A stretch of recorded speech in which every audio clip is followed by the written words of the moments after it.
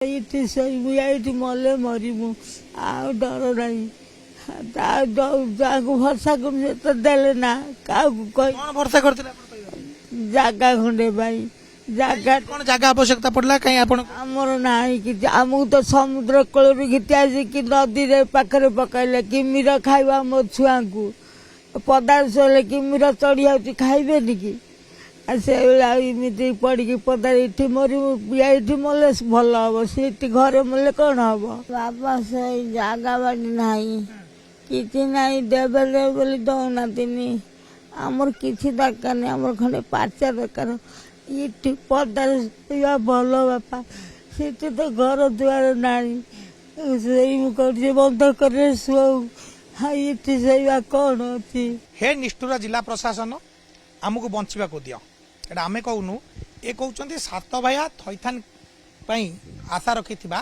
लोक माने ये होची विलंबित रातिर चित्र आमे देखुचे केन्द्रापड़ा जिलापालक कार्यालय सम्मुख रे अनेक महिला एवं पुरुष एटी सोईचंती जेहेतु समस्त जानिथिबो निश्चित भाबरे जे सात भाइया गोटे एभली गाँ समुद्र गर्भरे लीन होला परे आउ किछि जो गाँ रहि जाइथिला से गाँ रु अनेक लोक को थैथान करा जाई केन्द्र कोणा जाइथिला थैथान केन्द्र रखा जाइथिला किंतु तादरे 40टी परिवार प्राय वंचित रही 10 वर्ष धरी संघर्ष करते थैथान सुजोग दि जाऊ कौटी रे कमी बचे तेज से जेहेतु विलंबित रातिर कथा आम देखुचे आप छोट छोट कुनी कुनी पिला धरी कि वयस्क लोक अच्छा वृद्ध लोक अच्छा आप समस्त धारणा अनशन आमरण अनशन कर कौन पड़ा बंचापी जो बंचापी जगह दरकार आम ये आम सरकार कहले लोक मानकर बंचार आवश्यकता अच्छी बरं समुद्र कूल मरी था ठीक था किंतु आमको आणिकी ये जो पाठशाला नदी मुहरे फोपाड़ी दे गले तेणु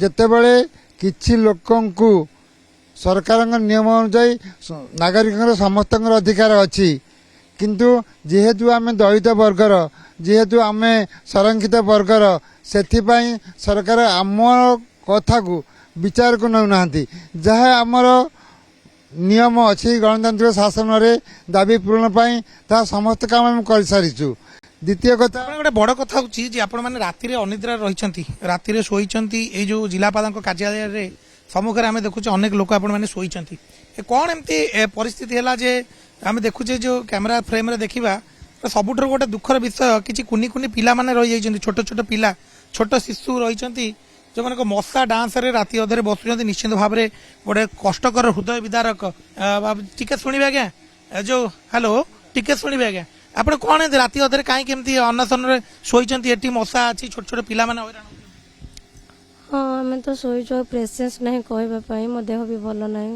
निश्वास बंद हो जाए हाँ आमर दाबी अच्छी कि आम जमीर जो पार्चाटा दवापाई पर्चा न दबा जाए तो आम कहूँ आम दाबी पूरण हो जाए बसबू तो से भी वीकनेस हो पड़ी शुआ बसा ना काली राति फुल अनिद्रा पिला धरी आप शोचती मशा डांस रे माने कष्ट नहीं आपन किछि निहाती कष्ट आम मनीष कष्ट आमको हेनी आमर भी देह रक्त मांसर गड़ा आमको भी कष्ट होची किंतु जो मन को कष्ट होनी से माने केमती कोन सहउचंती सेटा को टिके आपण माने देखंतु भलो भाबरे कहबा जेतबे दुख निश्चित भाव में समस्त अच्छी दुख बढ़ी जाइए जिलापाल कार्यालय सम्मुख में जो छोट छोट सबुठ गोटे बड़ कथा मुझे कैमेरा पर्सन कह देखो केते छोट छोट कुनी पिला के निश्चित भाव में अनेक मशा डांस बसी कि भितर से गोटे दाबी पूरण 10 वर्ष धरी लड़ुंट सामान्य जगह खंडे कारण समुद्र गर्भर लीन है ये 40टी परिवार अनेक लोक थैथान कर लोक ए वंचित होती मौसी आप शोचती कौन ये शोचती बाबा सेई जागा बाड़ी नाही किछि नाही देबे देबे बोली दौनातिनी आमर किछि दरकार नहीं आमर खंडे पाचा दरकार इठी पदारे शोଇବା ଭଲ बापा सेठी तो घर दुआर नाही सेई मु करजे बंध करे शोऊ इठी शोଇବା कौन अछि इठी भी भल इठी शोइबु इठी मले मरिबु आ डर नाही जाहाକୁ ଭରସା କରୁ ସେ ତ ଦେଲେ ନା କାହାକୁ କହି कौन भरोसा करथिले ଜାଗା ଖଣ୍ଡେ ପାଇଁ ଜାଗା कौन जगह आवश्यकता पड़ला कहीं आपण ଆମର ନାହିଁ କିଛି ଆମକୁ ତ ସମୁଦ୍ର କୂଳରୁ ଘିତି ଆସିକି ନଦୀରେ ପାଖରେ ପକାଇଲେ କିମିର ଖାଇବା ମୋ ଛୁଆଙ୍କୁ ପଦାରେ ଶୋଇଲେ କିମିର ଚଢ଼ି ଯାଉଛି ଖାଇବେନି କି ଆଉ ସେଇଭଳିଆ ଏମିତି ପଡ଼ିକି ପଦାରେ ଏଠି ମରିବୁ, ଏଇଠି ମଲେ ଭଲ ହବ, ସେଠି ଘରେ ମଲେ କ'ଣ ହବ? ମୋର ଗୋଟିଏ ବୋଲି ପୁଅ ରାତି ଅଧରେ ଏତେ ବିଳମ୍ବିତ ରାତି, ବହୁତ ରାତି ହେଲାଣି, ହେଲା, କ'ଣ ହେଲା? କେତେ ଦିନ ହେଲାଣି ଆପଣ ମାନେ ଶୋଇଛନ୍ତି? 4 ଦିନ ହେଲା କେତେ ରାତି ଯାକ ଶୋଉଛନ୍ତି ଏଠି? ରାତିରେ ଶୋଉଛୁ, ମଶା ବାଡ଼ଉଛୁ, କ'ଣ କରିବୁ? ଛୋଟ ଛୋଟ ପିଲାମାନେ ଅଛନ୍ତି ତାଙ୍କୁ ଶୋଇ ଦଉଛନ୍ତି। ଆଉ ଯେମିତି ତାଙ୍କ ମାଆ ମାନେ ତାଙ୍କ ଭରସା, କ'ଣ କରିବ? ଛୁଆ ଯୋଉ ରଢ଼ି ମାରୁଛନ୍ତି, ଯୋଉ କାନ୍ଦୁଛନ୍ତି, ତାଙ୍କୁ ବିକଳ ଲାଗୁନି, ଆଉ କ'ଣ କରିବୁ ବାପ? ସେ ଏମିତି ପଦାରେ ପଡ଼ିକି ଶୁଆଉ ଚାଲ। କିଭଳି ଭାବରେ ବୁଢ଼ୀ ମାଉସୀ କାନ୍ଦିକି କ୍ଷୋଭ ପ୍ରକାଶ କରୁଛନ୍ତି ଯେ କୁମ୍ଭୀର ଟାଣି ନେଇଯିବ, ସମୁଦ୍ର ଗର୍ଭରେ ଚାଲିଯିବେ, ତାଠାରୁ ଭଲ ଯେହେତୁ ଜିଲ୍ଲା ଇଏ ଆଣିକି ନଦୀ କୂଳରେ ପକାଇଥିଲେ ଭଲ ନୁହଁ, ସମୁଦ୍ର କୂଳରେ ସମୁଦ୍ର ନେଇ ଯାଇଥିଲା, ଆମ ଜନ୍ମ ମାଟିରେ ପଳେଇ ଯାଇଥାନ୍ତୁ। ଏଠି କ'ଣ ଲାଭ ବାପା? କିଛି ଲାଭ ନାହିଁ। ଯୋଉ ଉପାସ ଆଜି 4 ଦିନ ହେଲା ଆସିକି ପଚାରୁନାହାନ୍ତି କ'ଣ ହେଇଛି ବୋଲିକି, କାହିଁକି ଆଇଛି ତମେ ଆଜି ପଚାରୁନାହାନ୍ତି, କଲେକ୍ଟର ଏତେ ଆଇନି। କିଭଳି ଭାବେ ଦୁଃଖଦ ପରିସ୍ଥିତି ନିଶ୍ଚୟ ଯେହେତୁ ଦେଖୁଛନ୍ତି କେବଳ କେତେ ରାତି ଅଧରେ ମାଉସୀ ଜଣକ ଶୋଇଛନ୍ତି ଏବଂ ତାଙ୍କ ଦୁଃଖକୁ ସେ ବୁଖାଣୁଛନ୍ତି। ଯେଉଁଠି ସମୁଦ୍ର ଗର୍ଭରେ ଭୟ ରହିଛି, ଯେଉଁଠି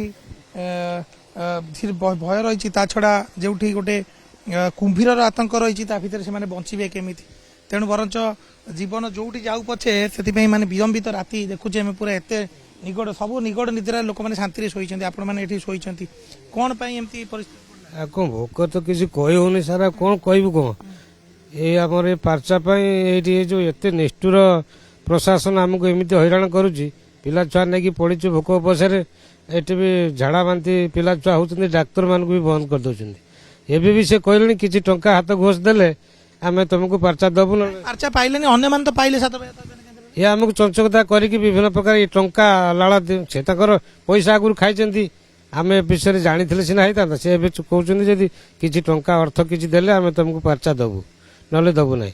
ଆମେ ଏତିକି କହୁଛୁ ଯେ ଆମର ମୁଖ୍ୟମନ୍ତ୍ରୀ ମହୋଦୟଙ୍କୁ, ଏ 40 ପରିବାର ତରଫରୁ ମୁଁ କହୁଛି, ଯଦି ଆମର ଏଇ ଯୋଉ କଥାକୁ ଶୁଣିକି ଯଦି ମହୋଦୟ ଆମକୁ ପାର୍ଚା ଖଣ୍ଡେ ଦେଲେ ଆମେ ଚିର ଉପକୃତ ହୁଅନ୍ତୁ। ଭାବରେ ଗୋଟେ ଅନୁରୋଧ କରୁଛନ୍ତି ଯେ ବିଳମ୍ବିତ ରାତିରେ ଶୋଇଛନ୍ତି, କାରଣ ତାଙ୍କର ଯେତେକ ବୟସ୍କ ଲୋକ, ଅନେକ ବୟସ୍କ ଲୋକ ଅଛନ୍ତି। ମଉସା ଆପଣ ଶୋଇଛନ୍ତି ଏଠି ରାତିରେ, କିଛି କଷ୍ଟ ହଉନି? କ'ଣ କରିବା, ମଶା ଖାଇ ଯାଉଛନ୍ତି, ଯୋଉ ପାଇଁ ଆଇସି ପଡ଼ିଛି ଏଠି।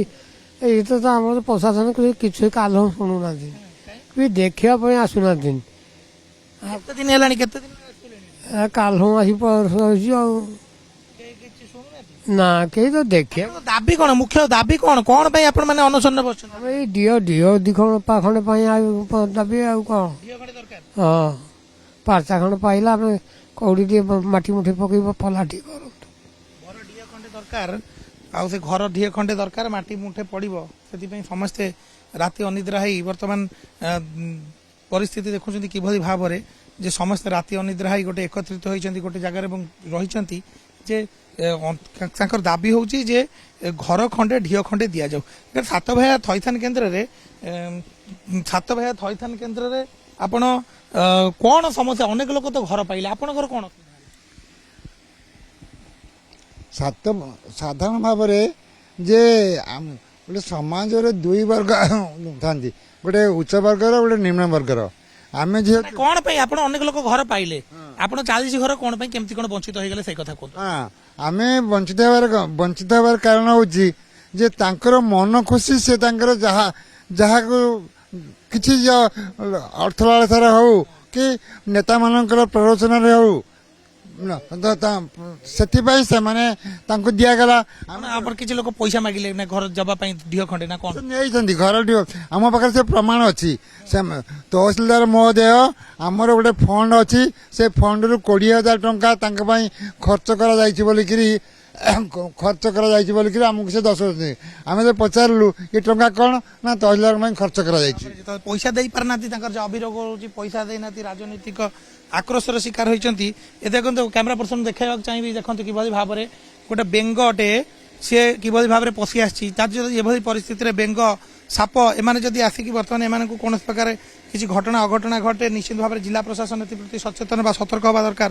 ତା ଭିତରେ ଆମେ ଦେଖୁଛେ କିଛି କେବଳ କିଛି ଖୋଳ ଚଳେଇ ରାତି ଅନିଦ୍ରା ହେଇ ଏମାନେ କିଭଳି ଭାବରେ ମଶା ଯନ୍ତ୍ରଣା ପାଉଛନ୍ତି। ଆମେ ଦେଖୁଛେ ଯେ କ୍ୟାମେରାରେ ଛୋଟ ଛୋଟ କୁନି ଛୁଆ ରହିଛନ୍ତି ଯେଉଁମାନେ କିଛି ଜାଣିନାହାନ୍ତି ତାଙ୍କୁ ମଧ୍ୟ ଘର ଢିଅ ଖଣ୍ଡେ ଦରକାର। 2, 3, 5ଟି ପିଲା ରହିଛନ୍ତି, ଛୋଟ ଛୋଟ ପିଲା ପୁଅ ଝିଅ ମାନେ ରହିଛନ୍ତି। ମାଉସୀ ଆପଣମାନେ ଏଠି ରାତିରେ ଶୋଇଛନ୍ତି, କ'ଣ ଦାବି କ'ଣ ଆପଣ କ'ଣ ଦରକାର କାହିଁ ଶୋଇଛନ୍ତି? କାହିଁକି ଶୋଇଛ ବାପ ଆମକୁ ତ ଡିଅ ବାଡ଼ି ଦେଲେ ନା, ଯଦି ଚିହ୍ନଟ ଦେଲେ ତ ଆମକୁ ଇଏ ପଟା ଦେଲେ ନା କି କିଛି ଦେଲେ ନା। 3 ଦିନ ହେଲା ପଡ଼ିକି ରହିଛି, କେହି ପଚାରୁନାହାନ୍ତି କାହିଁକି ଏଠି ପଡ଼ିକି ରହିଛି। ରାତି ଯାକ ଏ ଜାଗାରେ ପଡ଼ି ରହିଛନ୍ତି, ଇଏ ତ ରାତି ଅଧ ହେଲାଣି। ଭଲ ହଁ ଆଉ ଏତେ ନଢ଼ିକି ତ ତେବିକି ଦେଲେ ନା, ଆଉ କ'ଣଟା କରିମି? ଏଇ ଜାଗାରେ ମରିଗଲେ ବି ଭଲ ହବ। ସେଠି କ'ଣ ଅସୁବିଧା ହଉଛି ଘର ପାଖରେ? ମାନେ କାହିଁକି ପାଇଲେନି ଆପଣ ମାନେ ଯୋଉ ଘର ଅନ୍ୟମାନେ ତ ଢିଅ ପାଇଲେ? ଅନ୍ୟମାନେ ଡିହ ପାଇଲେ ଆମ ସମିତିକି ଉଠେଇକି ଆଣିଲେ, ଅଧ ଲୋକକୁ ଡିହ ଦେଲେ ଅଧ ଲୋକକୁ ଦେଲେ ନା। ଆଉ ସେଠି ସିନା ଅସ୍ଥାୟୀ ଜାଗା, 7,000 ବାଲି ଜାଗା ଅସ୍ଥାୟୀ ଜାଗା, ସେଠି ଯୋଉ ନେଇ ସେଠି ଘର କରିଦେଇଛନ୍ତି। ଏଠି ପଟା ପାଉଛି ଜାଗା, କିଏ ଆମକୁ କହିବ ତମ ଜାଗାରେ ଆମକୁ ଘର ଦେଇପାରିବ? ଆଉ ତାଙ୍କ ଘର ଦୁଆର ଅଛି ତ ତେବିକି ଅଶାନ୍ତି ସଦାଳ ପାଇଁ ପାଟିଗୁଳ। ଆଉ ତମେ ଯାଉନ, ତମେ ଜାଗା ବାଡ଼ି ଆଉନ, ଆମ ଦୁଆରେ ସବୁ ପଡ଼ିକି ଗଡ଼ିକି ରହୁଛ, କ'ଣ କରିବ? ଏମିତି କହୁଛନ୍ତି। ଆଉ କ'ଣ କରିବି? ନିଷ୍ଠୁର ହେଇକି ଏଇଠି ପଡ଼ି ରହିଛି, ସେ ଯିବ ଯାଉ। ଆଲୋଚନା କଲେଣି ଆପଣଙ୍କ ସାଙ୍ଗରେ?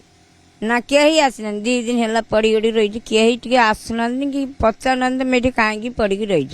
କହିବା ଯେ ତ ଏ ଯୋଉ ଅଭିଯୋଗ ଯାହା ଆମେ ଆଙ୍କଠାରୁ ବୁଝୁଥିଲେ ଯେ ବିଭିନ୍ନ ସ୍ଥାନରେ ଅଭିଯୋଗ ଏମାନେ କରିଛନ୍ତି, ପ୍ରଶାସନ ଠାରୁ ହଉ ନେତା ମନ୍ତ୍ରୀ ସମସ୍ତଙ୍କ ପାଖରେ ଅଭିଯୋଗ କରିଛନ୍ତି ଏବଂ ଅଭିଯୋଗ କରିବା ପରେ ମଧ୍ୟ ନିର୍ଦ୍ଦେଶ ଅଛି ସମସ୍ତଙ୍କର ଜିଲ୍ଲା ପ୍ରଶାସନକୁ ଯେ ତାଙ୍କୁ ତୁରନ୍ତ ଏ 40 ଯୋଉ ପରିବାର ରହିଛି ଏମାନଙ୍କୁ ଘର ପାଇଁ ଘର ଢିଅ ଯେ ସାତଭାୟା ଥଇଥାନ କେନ୍ଦ୍ରରେ ତାଙ୍କୁ ଦିଆଯାଉ। କିନ୍ତୁ ଏ 40 ଘର ଆଜି ବି ନିଷ୍ପେଷିତ ଅବହେଳିତ ଘର ଖଣ୍ଡେ ପାଉନାହାନ୍ତି, ଯାହାଫଳରେ ଏ ମଶା ଡାଁସ ସାପ ବେଙ୍ଗ ତାର ଭୟରେ ବିଳମ୍ବିତ ରାତିରେ ବା 2 ଦିନ ଧରି ହବ ଏମାନେ ଆମରଣ ଅନଶନରେ ପଡ଼ି ରହିଛନ୍ତି ଜିଲ୍ଲାପାଳଙ୍କ କାର୍ଯ୍ୟାଳୟ ସମ୍ମୁଖରେ।